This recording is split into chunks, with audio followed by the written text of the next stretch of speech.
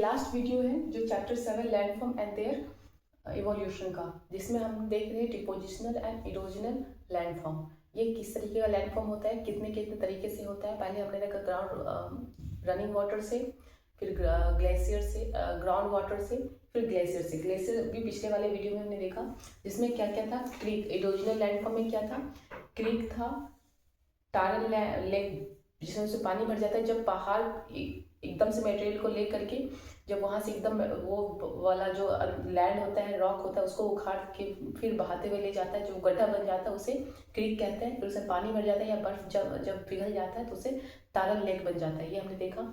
और क्या होता है, हॉर्न होता है। जो पहाड़ होता है उसको पानी काटते हुए ग्लेशियर काटते हुए निकलती है तो एक हॉर्न जैसा पहाड़ बन जाता है, जिसे हॉर्न कहते हैं। फिर एक था, क्या था, सिरेटेड रिज। सिरेटेड रिज भी उसी तरह से जो पहाड़ को काटते हुए निकलती है इस जिगजैग वे में, तो उसे सेरेटेड रिज भी बोलते हैं। उसे एल्किड्स भी कहा जाता है। फिर ग्लेशियर वैली। ग्लेशियर वैली दो तरीके का होता है, एक होता है हैंगिंग वैली, एक होता है ट्रंकेटेड वैली। हैंगिंग वैली होता है जब जो वो ग्लेशियर जो था वो ट्रिब्यूटरी ऑफ ग्लेशियर है, वो जाके मेन ग्लेशियर में मिल रही है, तो वो उठा हुआ पार्ट से एक हैंगिंग की तरह मेन ग्लेशियर में मिलती है, तो उसे बोलते हैं हैंगिंग वैली ऑफ ग्लेशियर। और ट्रंकेटेड मतलब इस तरीके से। देखो ये हैंगिंग वैली ऐसे मिल रही है जो मेन ग्लेशियर में, तो उसे बोलते हैं हैंगिंग वैली। और जो इस तरीके से एकदम से यहाँ आके मिल गई तो उसे बोलते हैं ट्रंकेटेड वैली। तो इस तरीके से था इरोजनल लैंडफॉर्म। और फजोट वाले कॉन्सेप्ट भी हमने देखा था। फजोट क्या होता है, जब समुद्र का पानी ग्लेशियर वाली जगह पे जाके मिल जाता है उसे फजोट बोलते हैं। रिया का पानी, रिया उसे बोलते हैं उस लैंडफॉर्म को जब समुद्र का पानी नदी वाले रीजन में जाके मिल जाती है, तो उसे बोलते हैं रिया। अब हम देखते हैं डिपोजिशनल लैंडफॉर्म क्या था ग्लेशियर की वजह से। मोरेन, स्कर। मोरेन क्या होता है, तीन तरीके का होता है, लेटरल, मीडियम और टर्मिनल। मीडियम होता है जब साइड साइड में, लेटरल होता है जब जो मेन ग्लेशियर की साइड साइड में जमा हो जाता है, बीच में जब जमा हो जाता है डिपोजिशन तो उसे बोलते हैं मीडियम। और लास्ट में जब जमा होता है जाके तो हो जाता है टर्मिनल, मोरेन। उसके बाद हमने देखा था लास्ट में आउटवॉश प्लेन क्या होता है, जब एकदम से जाकर के जो भी था करते हुए वो लास्ट में जाकर जमा हो जाता है तो उसे आउटवॉश प्लेन बोलते हैं। एक हमने देखा था डम लाइन। डम लाइन वो होता है जब ग्लेशियर मटेरियल को उठा करके एक जगह डम कर देती है, वो छोटा सा एक प्लेट्यू टाइप का बन जाता है, उसे ड्रम लाइन बोलते हैं। और ये प्लेट्यू जो बड़ा होते जाएगा ऐसे करके, जब हम कोई खेत में देखते हैं तो इस तरीके का रहता है, तो उसे बोलते हैं हम स्कर्स। स्कर बोलते हैं डिपोजिशनल लैंडफॉर्म। अब हम देखते हैं वेव एंड करंट के बारे में क्या होता है। वेव एंड करंट से किस तरीके का बनता है। हमने समुद्र सब समझते हैं, दो तरीके का कोस्ट होता है, एक होता है हाई रॉकी कोस्ट, एक होता है लो स्मूथ कोस्ट। आपने लो स्मूथ कोस्ट मैक्सिमम देखा होगा, जो शोर होता है, बालू टाइप का होता है, जहाँ पे जाके हम रिलैक्स होते हैं। हाई रॉकी कोस्ट भी देखा होगा आपने, मूवी वगैरह में देखा होगा। समुद्र के पास एकदम से पानी आते रहता है, कोई पहाड़ पे बैठा हो सोचते रहता है, तो वो जो पहाड़ होता है हाई रॉकी कोस्ट होता है, वो उसको कट कर करके वो अलग अलग उसका लैंडफॉर्म बना देता है, उसका फॉर्म बना देता है, तो वो होता है अलग तरीके का इरोजनल लैंडफॉर्म। दो तरीके का कोस्ट में, हाई रॉकी कोस्ट और लो स्मूथ जेंटल स्लोप। तो दो तरीके का इरोजनल और डिपोजिशनल देखेंगे हम। इरोजनल लैंडफॉर्म डोमिनेट कहाँ करता है, जितना भी कॉन्टिनेंट है सबके जो वेस्टर्न पार्ट है, वेस्टर्न जगह पे मैक्सिमम वो वाला होगा erosional landform. Erosional landform maximum कहाँ पे होगा, वो होगा इस तरीके का जो होता है हाई रॉकी कोस्ट, ये इरोजनल होता है, ये वेस्टर्न पार्ट में दिखेगा। और ये जो स्मूथ डिपोजिशनल लैंडफॉर्म होगा वो आपको डिपोजिशनल मैक्सिमम दिखेगा ईस्ट कोस्ट में। इंडिया में भी ऐसा ही है।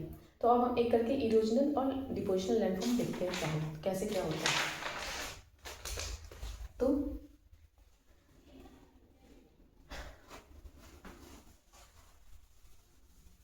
वेव और करंट के कारण इरोजनल और लैंडफॉर्म दिखते हैं। वेव और करंट के कारण पहले क्या देखेंगे, इरोजनल।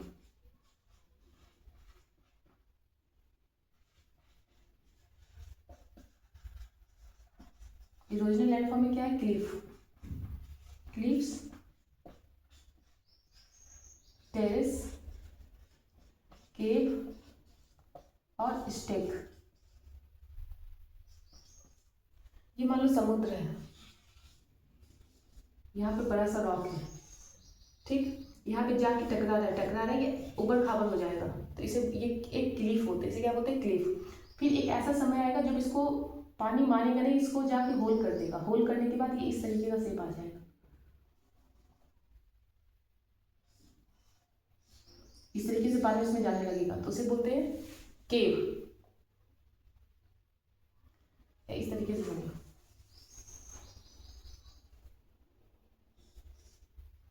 ये जाके बीच में होल कर देगा और पानी जाने लगेगा, तो हो जाएगा केव। फिर लास्ट में एक और टाइम आएगा जब इससे बीचों बीच काट देगा पानी, क्या करेगा, बीचों बीच काट देगा, तो ये दो लाइन खड़ा हो जाएगा पत्थर का, इसे बोलते हैं स्टेक। क्या बोलते हैं इसे, स्टेक बोलते हैं। क्लिफ, केव और स्टेक। टेरेस होता है जो ऊपर में जो बच गया, जो चीज बच गया उसे बोलते हैं टेरेस। ठीक, तो ये हो गया इरोजिशनल लैंडफॉर्म तैयार हो गया समुद्र के पास में वेव और करंट के कारण। डिपोजिशनल देखते हैं।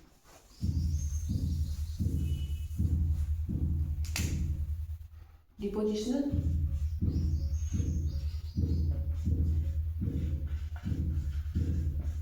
डिपोजिशनल लैंडफॉर्म देखते हैं क्या होता है। ये होता है ईस्ट कोस्ट में, मैक्सिमम ईस्ट कोस्ट में होता है, जिसमें पहले हम देखेंगे बीचेस और ड्यूल। पहला क्या देखते हैं, बीचेस एंड ड्यून्स। ये कैसे बनता है, जो वहां से मटेरियल को काटा था, जो पहाड़ से वेस्ट साइड से, वो जा करके यहाँ जमा हो जाएगा। आपने कोस्ट देखा होगा, बालू सैंडी टाइप का मटेरियल जमा होते रहता है बहुत बार। फिर कभी कभी ये उठा के लेके भी जाता है, जो वेव आता है ऐसे करके जाता है, लेके जाता है और जमा भी करते जाता है। उसी वजह से वो शोर बन जाता है, जिससे हम जाके रिलैक्स करते हैं, कभी वॉक भी करते हैं। दूसरा है bar, bars, barrier, bars, barrier and speeds. इसको बहुत ध्यान से देखना है। देखो ये मान लो ऊपर दिखाता है, बार्स क्या होता है, ये लैंड है और ये समुद्र है। क्या हुआ, यहाँ से डिपॉजिट करके आया और एक अंदर में एक जमा होते होते एक छोटा सा लैंड टाइप का बन गया, उसे बार बोलते हैं। बैरियर, ये लैंड के पास ही जमा होते गया ऐसे करके, ये लैंड है, ऐसे ये लैंड है,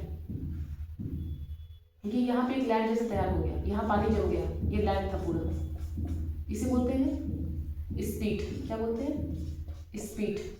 अब जब ये स्पीड पूरा से एकदम से बन जाता है ऐसे करके, ये लगून तैयार हो जाता है, पानी यहाँ जम जाता है, इसे बोलते हैं लगून। लगून अब बताना इंडिया में कहाँ है। और ये हो जाएगा बैरियर, ये क्या बन जाता है, barrier.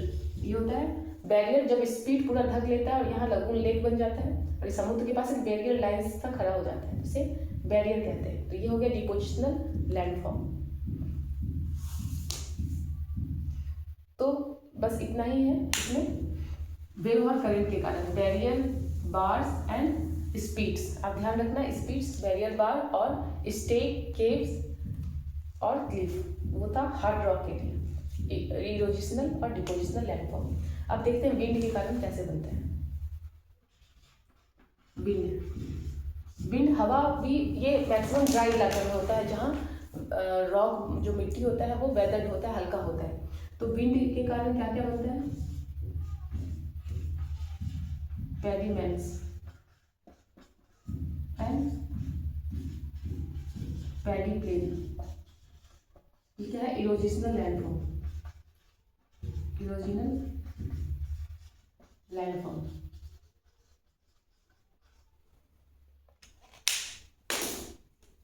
Pediments and pediplain क्या होता है, पेडिमेंट्स क्या होता है,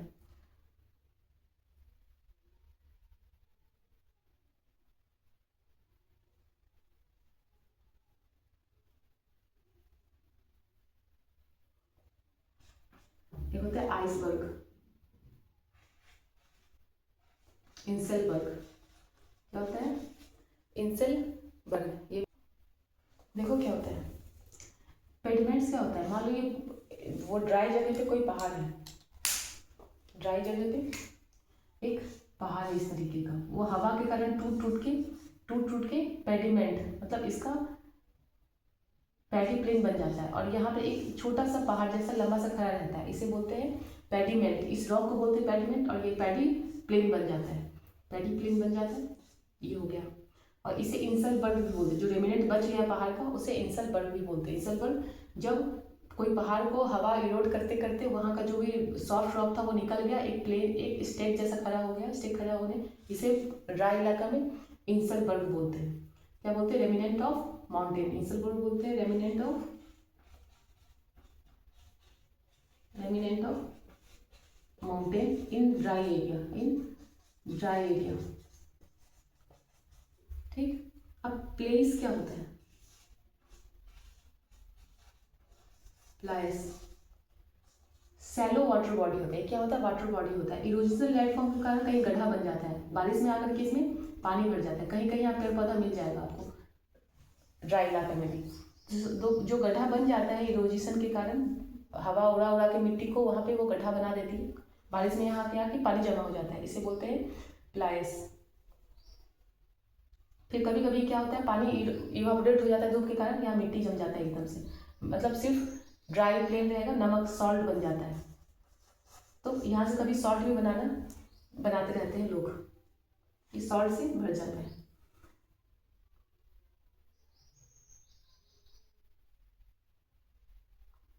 उसी तरीके से कभी कभी इसमें केव भी बन जाता है, जो मान लो यहाँ पर सॉफ्ट रॉक था, उड़ा उड़ा के यहाँ भी केव्स बन सकता है, होलो केव।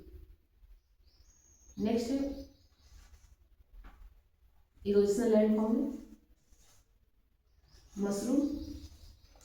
मशरूम टेबल और पेडेस्टल रॉक, मशरूम टेबल और pedestal rock, mushroom table rock, table and pedestal rock. ये सब का फोटो देखना समझ में आ जाएगा। मान लो ये रॉक है, ये मान लो माउंटेन है,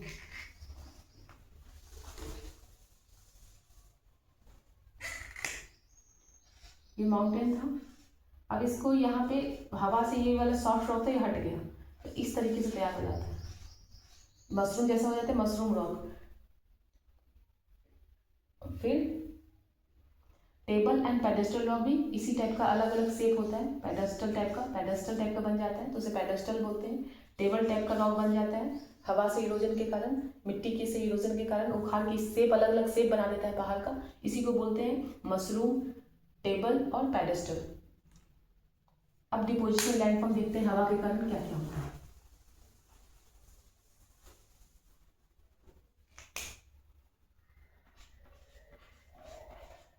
डिपोजिशनल लैंडफॉर्म, डिपोजिशनल लैंडफॉर्म में सबसे पहले हम देखेंगे सैंड ड्यून। बहुत ध्यान से देखना, एग्जाम में पूछते हैं ये चीज। सैंड ड्यून्स, सैंड ड्यून्स क्या होता है? 3-4 तरीके का होता है। एक होता है बार चैन, इस तरीके का शेप होता है, ये बोलते हैं, इसे बोलते हैं बार चैन। ये विंड के डायरेक्शन में बनता है, विंड जिधर डायरेक्शन हो विंड के डायरेक्शन में बनेगा। एक अब मान ये 2 तरीके का निकल गया ऐसे करके। अगर मान लो इसका हाफ का भी नाम है, इसका हाफ ही बने ऐसे करके, इसका हाफ कर दे तो इसे बोलते हैं सेल्फ, इसे बोलते हैं सेल्फ। इसका हाफ, ये भी विंड के डायरेक्शन में बनता है। अगर इस तरीके से बने, उल्टा बन जाए, बार चैन के उल्टा बन जाए, विंड के डायरेक्शन के, विंड का डायरेक्शन इधर था पर ये इधर बन गया, यहाँ कभी कभी पेड़ पौधा भी होता है, यहाँ ग्रीनरीज होता है।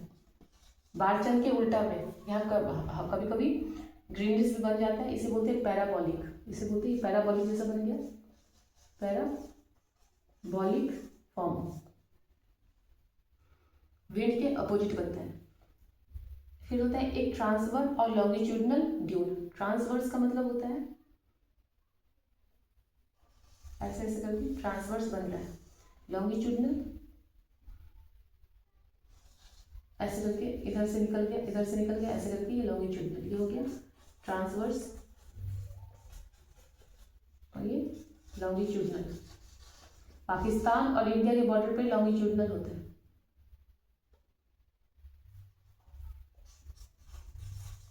ये है अलग अलग डिपोजिशनल लैंडफॉर्म।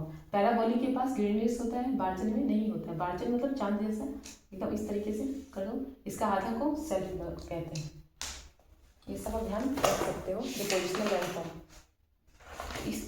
इसके साथ चैप्टर खत्म होता है। हमने डिफरेंट लैंडफॉर्म देखा, ग्राउंड वाटर के कारण, रनिंग वाटर के कारण, ग्लेशियर के कारण, वेव एंड करंट के कारण और विंड के कारण। डिफरेंट लैंडफॉर्म में हमने देखा और कैसे इवोल्यूट होता है ये भी हमने देखा। अगर इसमें फिर भी कुछ डाउट हो तो आप पूछ सकते हो। नेक्स्ट चैप्टर 8 जो है वो क्लाइमेट है। क्लाइमेट बहुत इंपॉर्टेंट चैप्टर होता है ज्योग्राफी में, जिसे आपको अच्छे से समझना चाहिए। तो चलिए नेक्स्ट वीडियो में मिलते हैं। अगर इसमें कुछ पूछना हो तो पूछ सकते हो, पसंद आए तो वीडियो लाइक भी कर सकते हो और कमेंट भी कर सकते हो। थैंक यू, मिलते हैं नेक्स्ट वीडियो में।